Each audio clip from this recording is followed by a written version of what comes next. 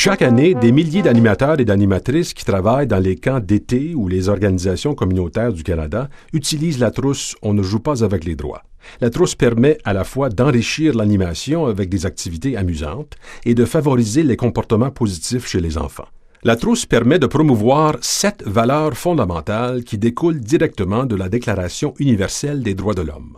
La trousse comporte 2 sections, la section référence et la section activité. La section référence permet de se familiariser avec les principes et valeurs des droits humains et contient des trucs concrets pour mener efficacement les activités de la trousse. La section activité contient 63 activités éducatives à mener avec les enfants. Facile à utiliser, la trousse est conçue autant pour les animateurs et animatrices d'expérience que pour ceux et celles qui débutent. Well, it's actually really simple because everything's in like the binder, and so you just read through it and it says how to play it. C'est très facile, c'est très simple à utiliser, c'est pas lourd, c'est très visuel. On peut chercher, OK, je cherche un jeu qui va promouvoir cette valeur-là en particulier ou d'autres valeurs. Alors, on cherche par catégorie. Il y a un descriptif du jeu, il y a la durée, ça donne des trucs comment utiliser, des variantes que tu pourrais utiliser et aussi des trucs, des questions posées importantes pour le retour en arrière. Chaque activité de la trousse comporte 2 parties, la partie jeu et la partie discussion en groupe. La partie jeu permet aux enfants de vivre une expérience amusante et significative pour eux.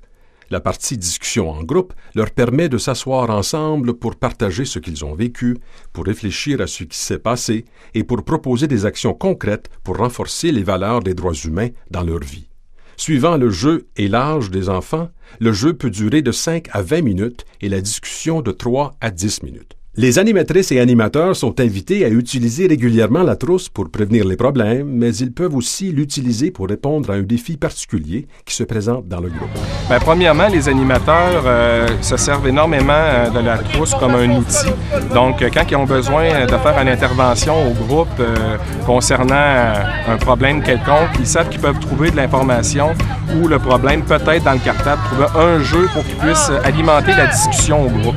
Que ce soit même des fois avec un jeune ou avec 2, 3 jeunes ou tout le groupe, les autres ils se disent on va prendre le problème, on va l'amener au groupe, qu'on puisse en discuter ensemble et trouver les solutions ensemble.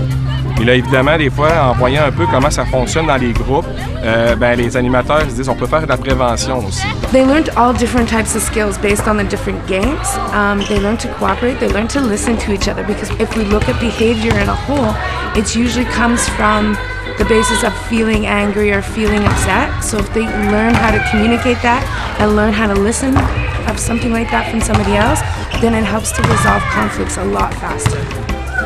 Pour que les enfants s'amusent et participent activement, il faut choisir des activités qui correspondent à leurs besoins et intérêts. Les 3 index de la trousse permettent de choisir des activités appropriées en fonction de l'âge des enfants, des valeurs qu'on veut promouvoir ou encore des problématiques rencontrées. L'entête de chaque activité permet de repérer rapidement les informations importantes telles que la durée du jeu, le matériel requis et les valeurs promues.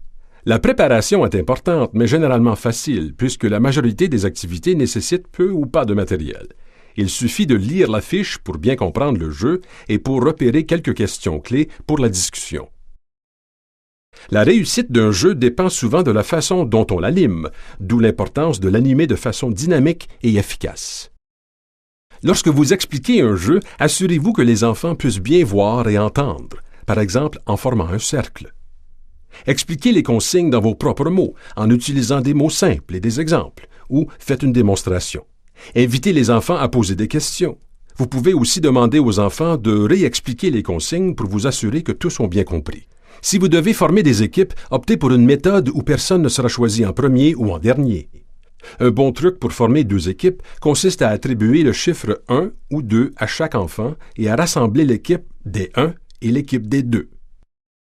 Pour qu'un jeu se déroule bien et soit agréable, l'animatrice ou l'animateur doit être attentif à la façon dont il agit avec les enfants. Pendant le jeu, participez avec enthousiasme et encouragez les enfants. Au besoin, rappelez les consignes du jeu ou les règles de sécurité et soyez attentifs au déroulement du jeu et aux attitudes des enfants afin de revenir plus tard sur ces éléments pendant la discussion. Après le jeu, la discussion en groupe permet aux enfants de partager ce qu'ils ont vécu. La discussion en groupe comprend 3 parties. Les questions de cœur permettent aux enfants d'exprimer ce qu'ils ont aimé ou pas aimé pendant le jeu et de partager leurs sentiments. Les questions de tête invitent les enfants à réfléchir à leur comportement pendant le jeu à la lumière des valeurs des droits humains. Et les questions de main permettent aux enfants de proposer des actions concrètes pour intégrer les valeurs qu'ils ont vécues pendant le jeu dans leur vie quotidienne. Pendant la discussion en groupe, le rôle de l'animatrice ou de l'animateur est de stimuler et de faciliter les échanges. Le plus important n'est pas que les enfants formulent toutes les bonnes réponses, mais qu'ils aient l'occasion d'exprimer leur point de vue et d'être écoutés dans le respect. La discussion en groupe favorise le développement d'attitudes positives, l'estime de soi, la participation active et le renforcement du sens des responsabilités.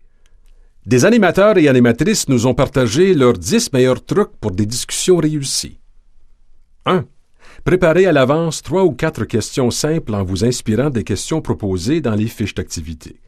2. Immédiatement après le jeu, invitez les enfants à s'asseoir en cercle dans un endroit calme. 3. Choisissez en groupe une technique pour demander la parole, par exemple en levant la main ou en utilisant un bâton de parole. 4. Débutez la discussion par une question simple comme « Avez-vous aimé le jeu? » 5. Posez les questions dans vos propres mots en utilisant des mots faciles à comprendre. 6. Laissez du temps aux enfants pour répondre. 7. Encouragez les enfants à parler, mais sans les forcer. 8.